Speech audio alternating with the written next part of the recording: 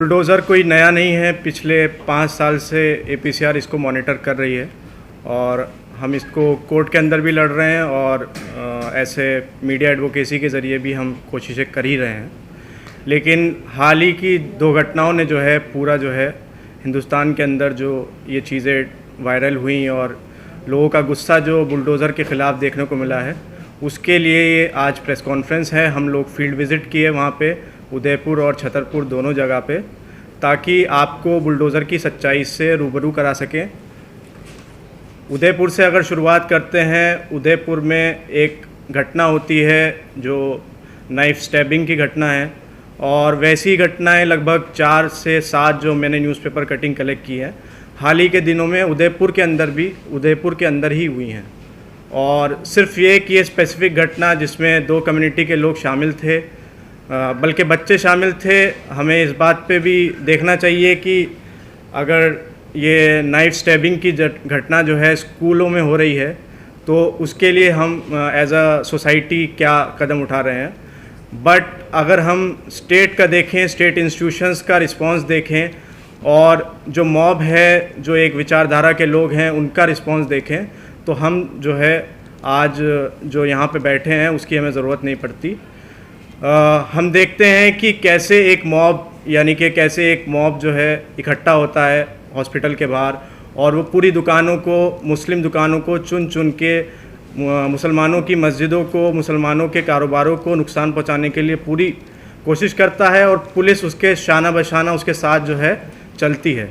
तो एक एक्सटेंशन है कि एक मॉब कोई डिमांड करता है किसी चीज़ के बदला लेने की, किसी चीज़ के, वो जिसको न्याय का नाम दे रहा है उसको हम तो बदला कह रहे हैं, बदला लेने की कोशिश करता है। तो एक तो फॉर्म उसकी ये है। दूसरी, वो इससे भी उसका मन नहीं भरता है, फिर वो आगे चलता है। फिर बुलडोज़र का जो एक टूल है, जो इंस्टीट्यूशन है कि वन विभाग को भी वो उसमें इन्वॉल्व कर लेता है, नगर निगम को भी इन्वॉल्व कर लेता है और पूरी स्टेट मशीनरी, लोकल एडमिनिस्ट्रेशन अपनी जेसीबी की मशीनरी लेके एक बेगुनाह आदमी के घर को जो है सपाट कर देती है, धराशायी कर देती है। तो ये बुलडोज़र की कहानी है, जबकि हमें मालूम है कि जो एक्यूज़ इसमें बनाया गया है, जो बच्चा है, जो child in conflict of law है, जिसके साथ टॉर्चर भी हुआ है, उसके फादर को भी इम्प्लिकेट किया है इन मामलों के अंदर। इसके बावजूद जो है उसके घर को भी जो लैंडलॉर्ड है राशिद खान, उसके घर को धराशायी किया गया।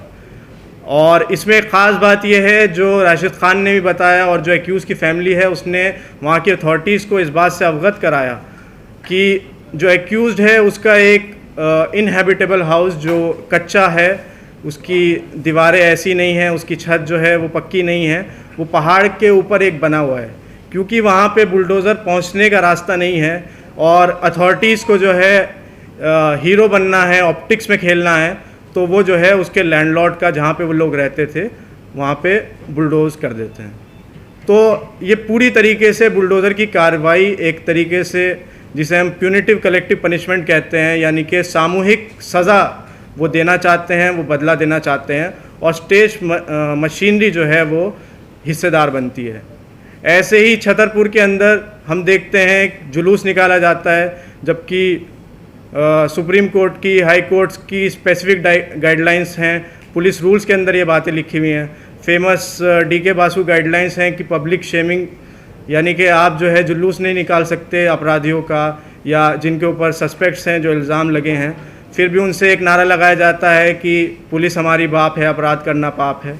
तो इस तरह की पनिशमेंट्स के ज़रिए लोगों के अंदर खौफ स्टेट मशीनरी बिठाना चाह रही है और ये ज़्यादातर बीजेपी शासित राज्यों में हो रहा है।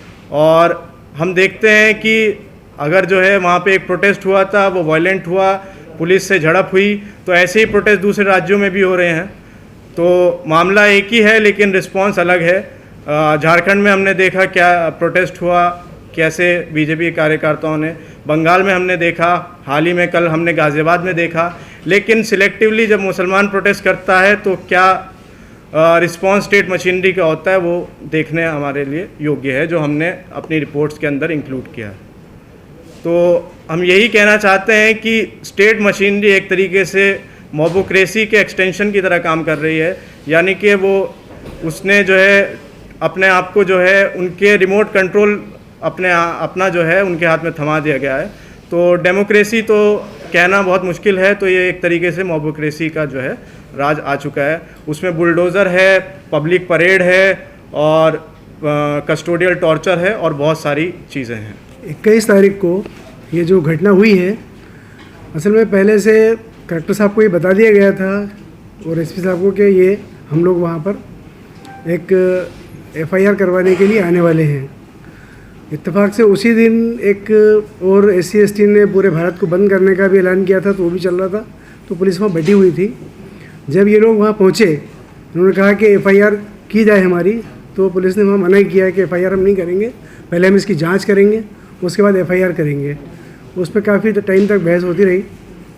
फिर ये हुआ कि SDM साहब आएंगे तब लिखेंगे, SP साहब आएंगे तब लिखेंगे। वो लोग कहीं और मसरूफ़ थे। बहुत देर तक ये होने के बाद में वो लोग बाहर आ गए। बाहर आने के बाद में पुलिस ने भी काफ़ी बल प्रयोग करके उनको निकाला। बाहर आने के बाद में लोग जब वापस जा रहे थे, तब किसी ने, ये पता नहीं है कि किसने वहाँ से पत्थर फेंका। ये जांच का विषय है, अभी तक नहीं मालूम। ना पुलिस को ये बात मालूम है किसने फेंका है पत्थर, ना वहाँ जो मौजूद थे उन लोगों में से किसी ने देखा इसको फेंकते हुए। लेकिन उस एक पत्थरबाजी को, और बाद में अगर आप देखेंगे, मेरे पास फुटेज है, बाद में अगर आप देखेंगे तो जो थाने का कैंपस है उसमें जूते चप्पल दिखेंगे आपको, जो लोगों ने फेंके हैं, पत्थर नहीं दिखेंगे आपको। तो इसको बहाना बनाकर, पत्थरबाजी को बहाना बनाकर, इसके पहले भी शहर में 2-3 घटनाएं और हुई थी। लोगों ने जो बंद करने का आह्वान किया था, उन्होंने दुकानें भी लूटी, दुकानें भी तोड़ी, उस पर कोई FIR नहीं है। लेकिन यहाँ बहाना बना के एक विशेष समुदाय के आदमी का एक बड़ा सा मकान, आप सोचिए 20,000 स्क्वायर फीट बना हुआ मकान, लगभग आधे एकड़ में बना हुआ मकान, जो 2 दिन में नहीं बनता वो मकान, उसको बनने में भी 6-7 साल लगे थे। जब तक वो बनता रहा वो अवैध नहीं था।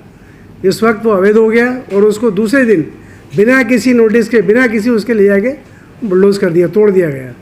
तोड़ने के बाद में सिर्फ इतना ही नहीं किया, बल्कि 47 लोगों के नाम नामजद रिपोर्ट की लिखी गई और बाकी 150 जो है वो अज्ञात में। अभी वहाँ जो हमने जब जाकर देखा कि वहाँ माहौल कैसा है, तो छतरपुर में दहशत का माहौल था। लोग अपने घरों में ताले लगाकर चले गए, शहर छोड़कर चले गए, इस डर से कि जो वहाँ नज़र आ रहा था उसको वो ले जाके बंद कर रहे थे।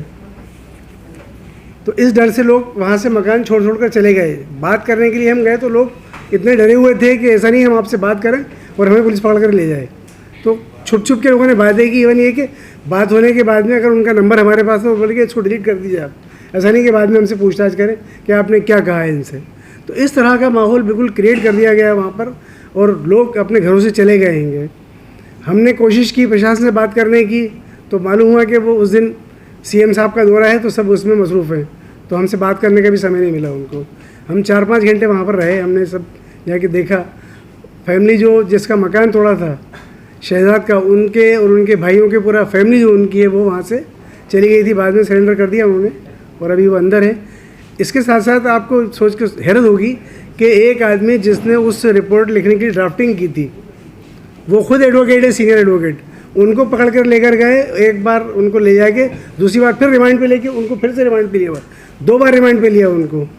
तो ये इस तरह के हालात वहाँ पर है। और ये सिर्फ अभी पहली बार नहीं हुआ है, बल्कि कमलनाथ सरकार जब आई थी तो उसी ने इसकी शुरुआत भी की थी। उन्होंने भी मकान को तोड़ने की शुरुआत की थी। पर फ़र्क इतना है कि कमलनाथ जी ने, उन्होंने भी मुस्लिम का मकान तोड़ा था भोपाल में, BJP के आदमी का, और इन्होंने मुसलमानों के तोड़ रहे हैं, कांग्रेस को। यहाँ सोशलिस्ट के साथ साथ यहाँ पे सिर्फ यही नहीं कि भोपाल में, बल्कि खंडवा में आप देखिए, खरगोन में देखिए, सेंधुआ में देखिए, शाहजहाँपुर में, उज्जैन में, मतलब पूरे मध्य प्रदेश की हालत ख़राब है इस टाइम। मध्य प्रदेश में इस वक्त जब से ये सरकार आई है तब से ये हालत है कि कोई पूछने वाला नहीं कि क्या करना है, कोई नोटिस नहीं है। बस जहाँ कुछ हुआ और वो जाके उन्होंने मकान तोड़े। अभी हमें रिसेंटली हमने 7 मकानों के लिए स्टे लिया हुआ है। खंडवा के पास में एक छोटी सी घटना हुई थी और उस घटना को उन्होंने रंग दे दिया हिंदू मुस्लिम का, और वहाँ पर उन्होंने 7 मकान को नोटिस दिए तोड़ने के लिए। अभी हमने स्टे लिया 2 दिन पहले ही।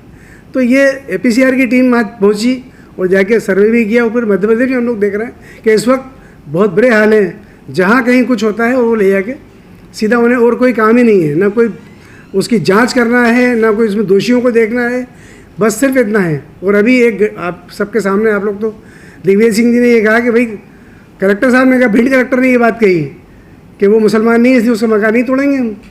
तो ये जो राजनीति है, जो नफरतें जो भरी जा रही हैं, इसको निकालने की ज़रूरत है।